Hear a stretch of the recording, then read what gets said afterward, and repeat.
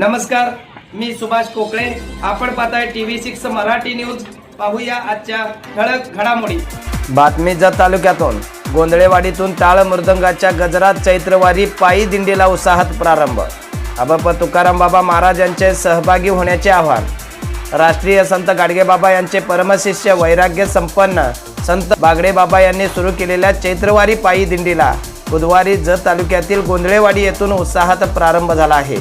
या भक्तिमय दिंडीत भाविकांनी मोठ्या संख्येने सहभागी व्हावे असे आवाहन चिखलगी भुयार मठाचे मठाधिपती व श्री संत बागडे बाबा मानवमित्र संघटनेचे सर्वेसर्वा हबप तुकाराम बाबा महाराज यांनी केले आहे. 6 वाजता भुयार या ठिकाणून पंढरपुराकडे प्रस्थान होणार तरी सर्व भाई भक्तांना विनंती आपण मोठ्या संख्येनं या पालखी सोहळ्यामध्ये सहभागी व्हावं आणि हा पुण्याला ह्या वायसाला चुकलेला तुकामने वाया गेला.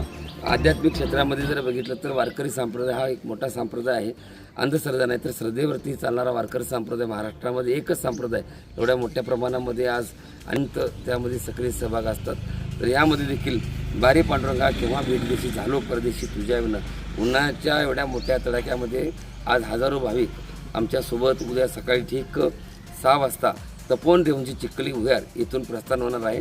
आणि आज जत तालुक्यामधून गोंधळेवाडी इथून अनेक भाविक भुयार या ठिकाणी प्रस्थान होत आहेत. आपण सर्वांनी मोठ्या संख्येनं दिनांक 26/3/2026 रोजी भुयार या ठिकाणी मोठ्या संख्येने उपस्थित राहावं आणि ह्या रथ उत्सव सोहळ्यामध्ये सहभागी व्हावं एवढेच या ठिकाणी सांगतो. धन्यवाद. जय बागडे.